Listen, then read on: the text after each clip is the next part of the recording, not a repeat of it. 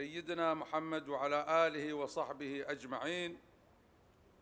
قداسة البابا فرانسيس، الحضور الكريم، باسمنا وباسم جميع أهل البحرين الكرام، يسعدنا أن نرحب بقداستكم في مملكة البحرين ضيفاً كريماً عزيزاً، وأن نعرب لكم عن اعتزازنا بزيارتكم المباركة والتاريخية لأرض الحضارات العريقة الممتدة عبر التاريخ، في بلد التسامح والتعايش والسلام، متمنين لكم وللوفد المرافق طيب الإقامة، وأننا على ثقة بأن زيارتكم هذا التي تعنى لنا الكثير. Laudetur Jesus Christus, loué soit Jésus-Christ.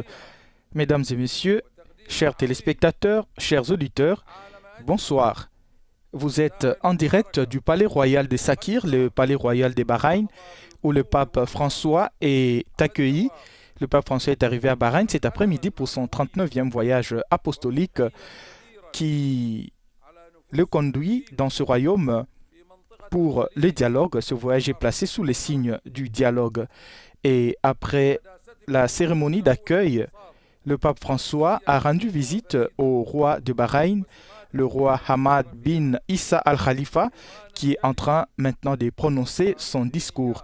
Nous sommes là pour la première rencontre entre le pape François et les autorités, les représentants de la société civile et les corps diplomatiques. Après les discours du roi Hamad bin Issa al-Khalifa, nous suivrons également les discours du pape François. Nous saluons tous ceux qui nous suivent à travers les radios et télévisions partenaires IWTN TV, Radio Espérance, C'est les Lumières TV, ainsi que vous tous qui nous suivez à travers Facebook, YouTube et d'autres canaux. Stanislas Kambashi vous accompagne durant cette retransmission.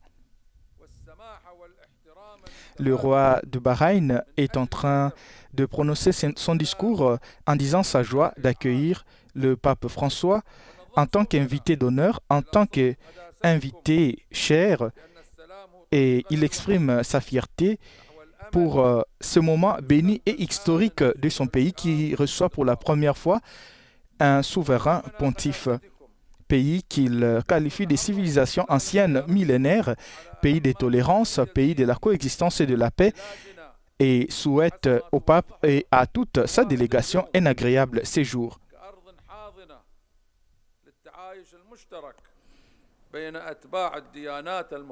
Votre visite qui revêt pour nous d'une grande importance en raison de votre autorité et de la haute estime dont vous jouissez dans le monde entier et en raison de vos efforts louables et bénis qui trouvent toujours un consensus et une application, laissera une grande empreinte morale et spirituelle dans l'âme de ceux qui vous aiment dans la région du Golfe et dans le monde arabe, déclare le roi de Bahreïn. Dans ce pays, il existe une petite communauté catholique, 80 000 habitants, en majorité des expatriés. Bahreïn compte 1,2 million d'habitants au total, et parmi lesquels 80 000 sont catholiques. Le roi de Bahreïn souligne aussi les qualités du pape François. Vous jouissez des qualités personnelles nobles et uniques, des grandes capacités de leadership et d'une foi tangible que nous partageons dans le rôle du dialogue et de la communication entre les adeptes de religions célestes unis par le message monothéiste et la diffusion de la parole des vérités et de la volonté des réformes. Ce sont donc des paroles du roi Hamad bin Issa al-Khalifa adressées au pape François. Et il continue en disant « Nous sommes heureux à cette occasion de vous réaffirmer notre grande estime pour votre rôle influent dans le rapprochement des peuples afin de dynamiser notre civilisation humaine que nous devons tous protéger et promouvoir à travers la consolidation des valeurs de justice, de charité, de tolérance et de respect mutuel pour répandre la paix dans le monde. Le dialogue auquel le pape François participera de demain concerne donc les rapprochements entre Orient et Occident.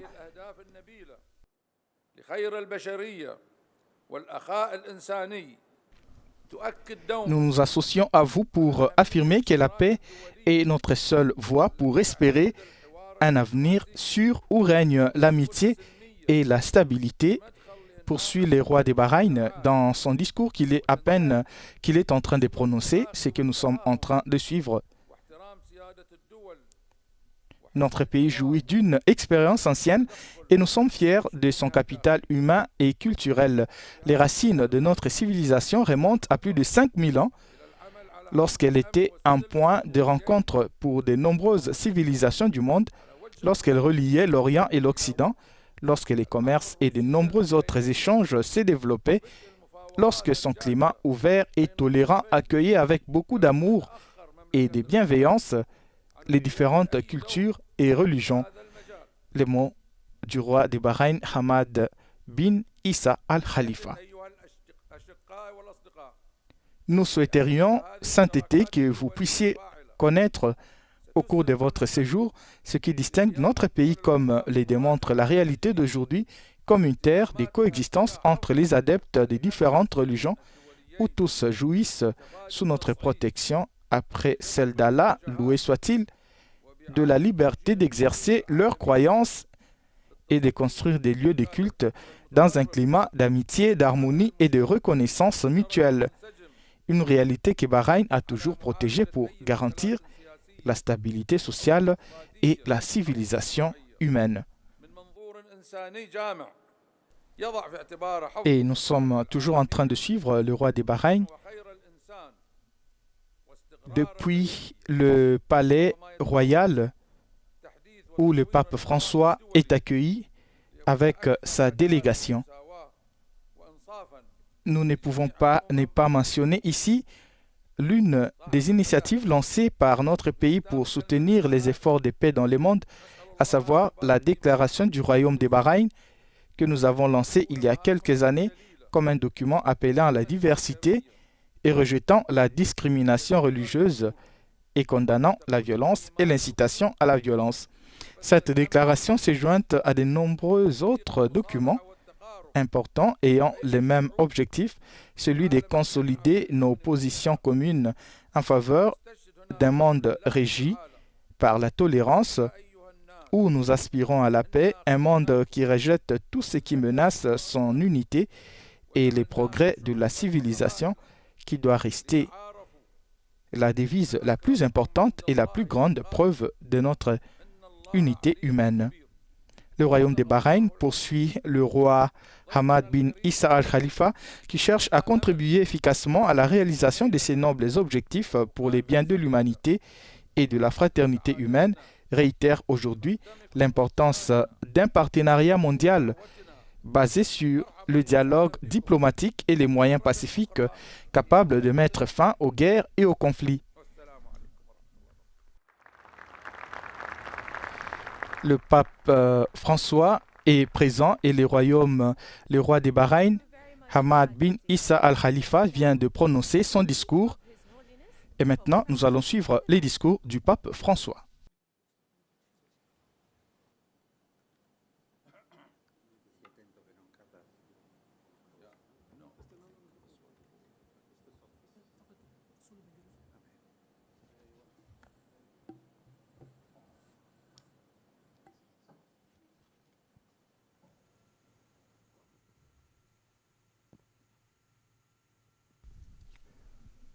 C'est donc la première rencontre que le pape a à Bahreïn avec les autorités, les représentants de la société civile et les corps diplomatiques. Et le pape François va prononcer son discours. Majesté, Altesse royale, illustres membres du gouvernement et du corps diplomatique, mesdames et messieurs, assalamu alaikum. Je remercie de tout cœur votre Majesté pour l'aimable invitation à visiter le royaume des Bahreïn, pour l'accueil chaleureux et généreux et pour les mots de bienvenue que vous m'avez adressés. Je salue cordialement chacun de vous je désire adresser une pensée amicale et affectueuse à tous ceux qui habitent ce pays, à chaque croyant, à chaque personne et à chaque famille, que la Constitution du Bahreïn définit pierre angulaire de la société. J'exprime à tous ma joie d'être parmi vous. Ici où les eaux de la mer entourent les sables du désert et où d'importants gratte-ciel côtoient les marchés traditionnels orientaux, des réalités lointaines se rencontrent. Antiquité et modernité se rejoignent. Histoire et progrès se mélangent. Surtout des gens de diverses origines forment une originale mosaïque de vie. En me préparant ce voyage, j'ai découvert un emblème de vitalité qui caractérise ce pays. J'ai fait référence à ce qu'on appelle arbre de vie, Shayarat al-Haya, auquel je voudrais m'inspirer pour partager quelques réflexions.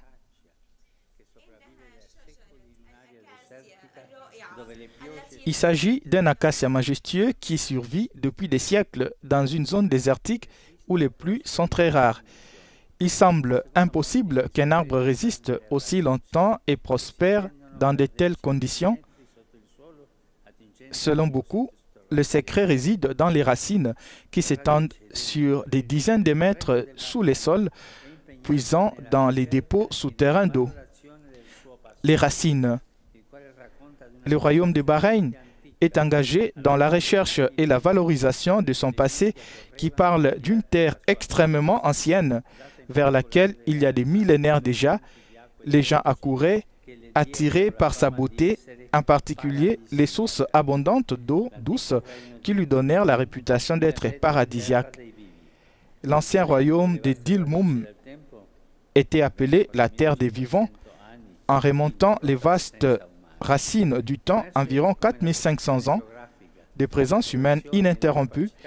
Il apparaît comme la position géographique, la propension et les capacités commerciales des personnes, sans oublier certains événements historiques ont donné au Bahreïn l'opportunité de devenir un carrefour d'enrichissement mutuel entre les peuples.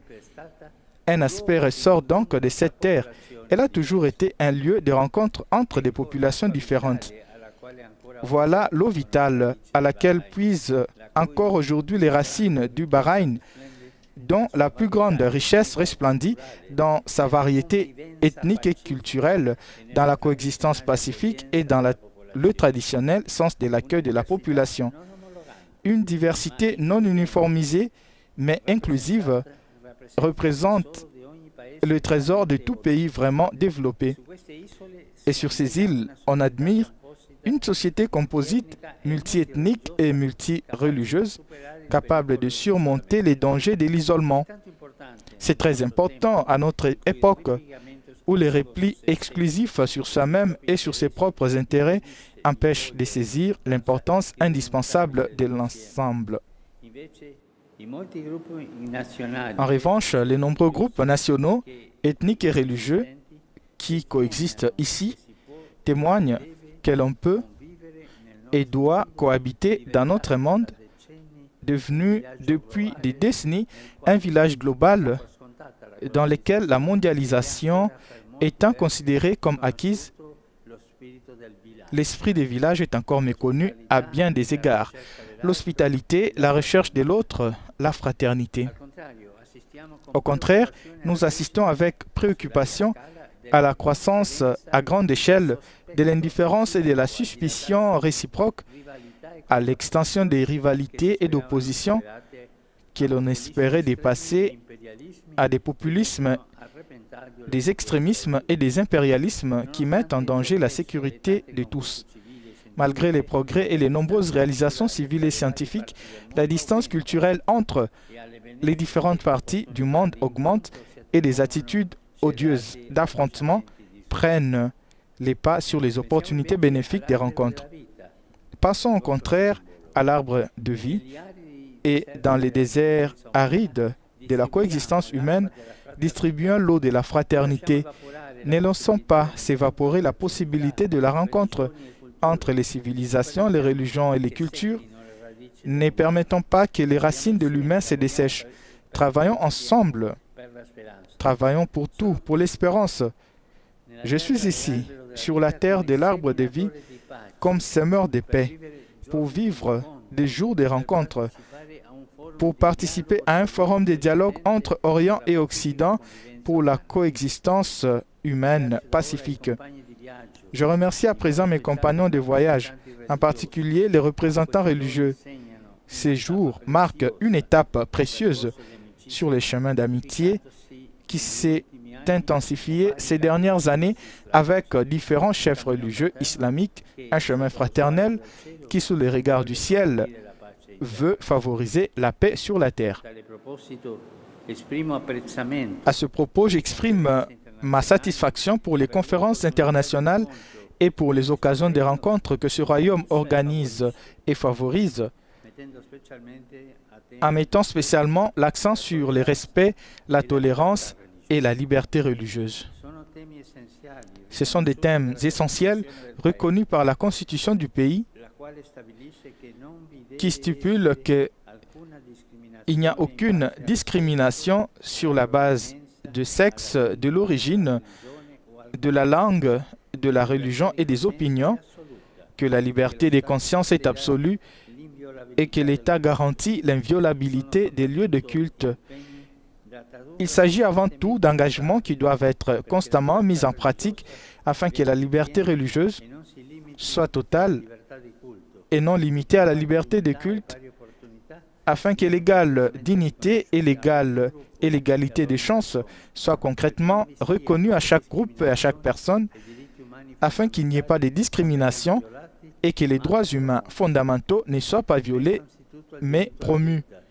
Je pense avant tout au droit de la vie, au droit à la vie, à la nécessité de toujours le garantir, même envers ceux qui sont punis, dont l'existence ne peut être éliminée.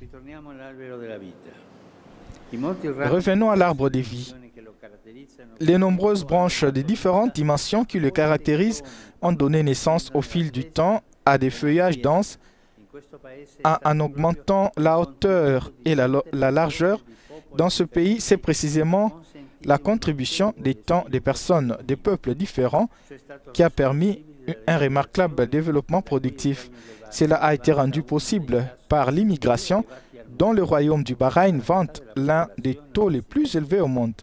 Environ la moitié de la population résidente est étrangère et travaille d'une manière visible pour le développement d'un pays dans lequel, bien qu'ayant quitté sa patrie, elle se sent chez elle.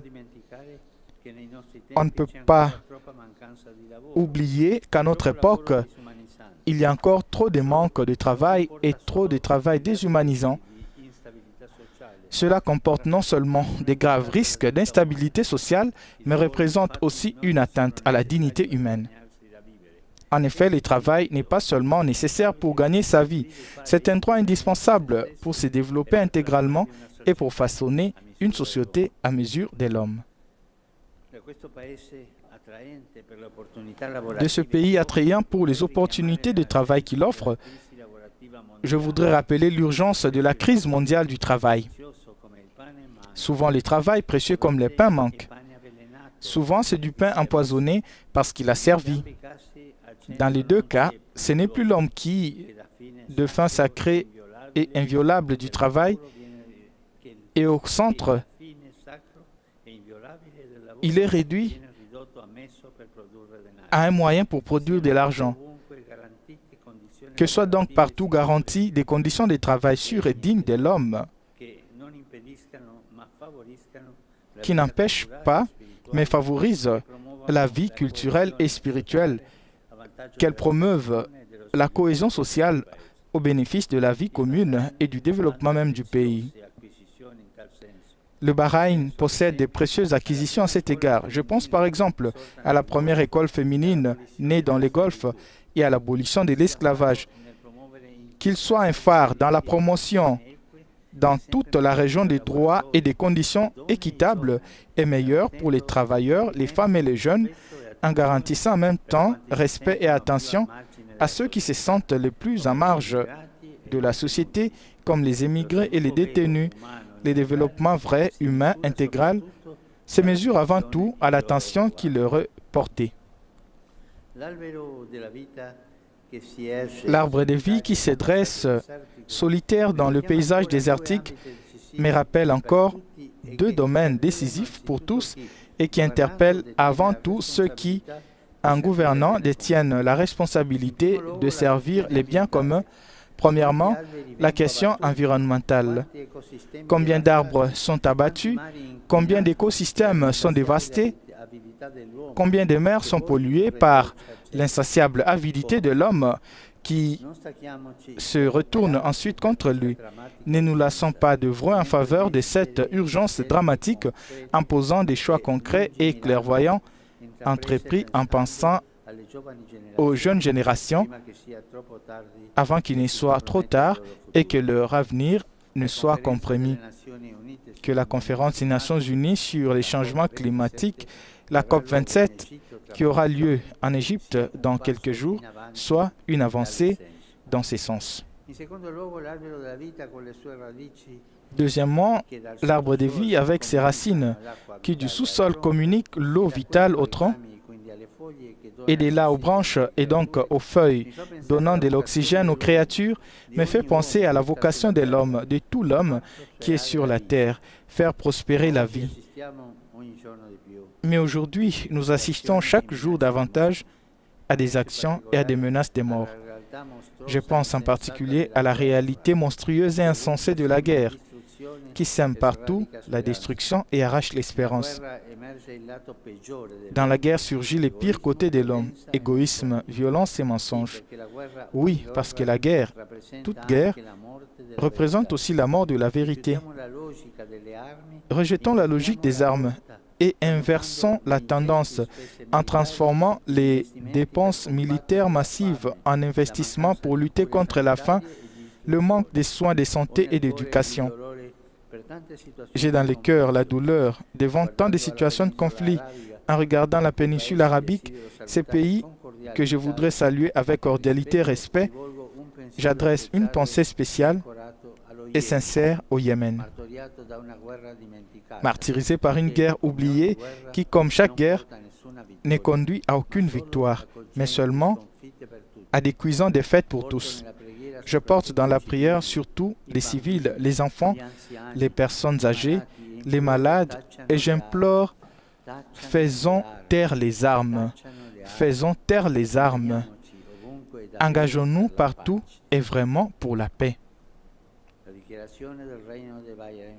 La déclaration du royaume de Bahreïn reconnaît à ce sujet que la foi religieuse est une bénédiction pour tous les genres humains, le fondement pour la paix dans le monde. Je suis ici en croyant, en chrétien, un homme pèlerin de paix, car aujourd'hui, comme jamais, nous sommes appelés partout à nous engager sérieusement pour la paix. Majesté, Altesse royale, autorité, amis, je fais donc mien ce vœu que ce jour désiré de visite dans le royaume de Bahreïn, et je partage avec vous un beau passage de cette même déclaration.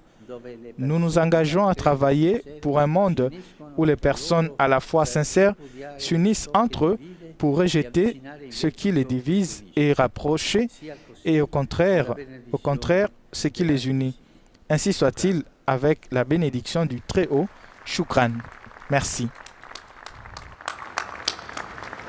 Thank you very much, Your Holiness. Your Majesty King Hamad bin Isa Al Khalifa, King of the Kingdom of Bahrain, Your Holiness Pope Francis of the Vatican, Your Highnesses, Your Excellencies, distinguished guests, thank you very much for joining us. Wassalamu alaikum wa rahmatullah wa barakatuh. Nous venons de suivre les discours du pape François à cette première rencontre de son 39e voyage apostolique qui le conduit au royaume de Bahreïn. Le pape y restera jusqu'au dimanche 6 novembre. Le pape François vient de s'adresser devant les autorités, les représentants de la société civile et les corps diplomatiques. Les discours du pape étaient précédés des mots de bienvenue du roi de Bahreïn, Hamad Issa Al Khalifa, et tout ça se passe au Sakhir Royal Palace, qui est la résidence du souverain du royaume.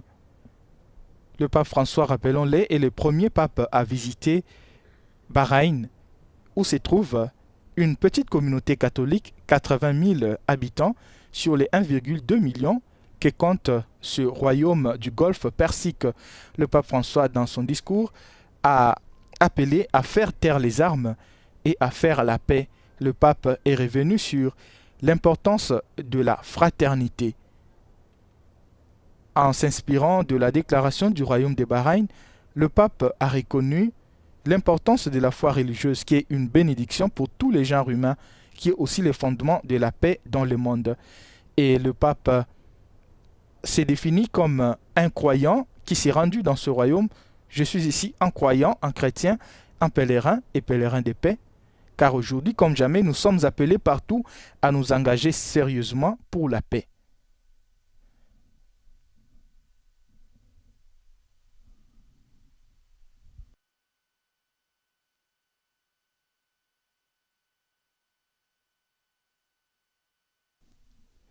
Ce 39e voyage apostolique du pape François est une nouvelle occasion pour les souverains pontifes d'insister sur l'importance du dialogue avec l'islam.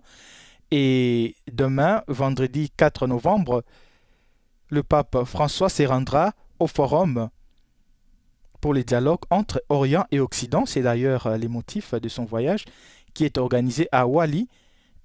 Le pape sera en compagnie du grand imam Al-Tayeb, avec lesquels ils ont signé le document pour la fraternité humaine à Abu Dhabi. C'était en janvier 2019. Ce forum est organisé par les conseils des sages musulmans et a pour but de promouvoir la coexistence globale et la fraternité humaine. Le pape François y restera donc jusqu'à dimanche 6 novembre et le pape François célébrera aussi la messe avec les catholiques, la communauté catholique de l'île. Nous venons de suivre cette première rencontre du pape François qui a pris fin et nous saluons vous tous qui nous avez suivis, en particulier ceux qui nous ont suivis à travers nos radios et télévisions partenaires IWTN TV, Radio Espérance, Celle Lumière TV, ceux qui nous ont suivis à travers Facebook, YouTube et via d'autres canaux. Vous aurez le temps de suivre d'autres rencontres du pape François demain, samedi et dimanche, jour où le pape regagnera Rome. Bonsoir, Stanislas Kambashi vous a accompagné durant cette retransmission. Laudetur Jesus Christus, loué soit Jésus-Christ. Nous nous quittons donc sur ces belles images des bienvenus que le royaume de Bahreïn a réservé au pape François et à sa délégation.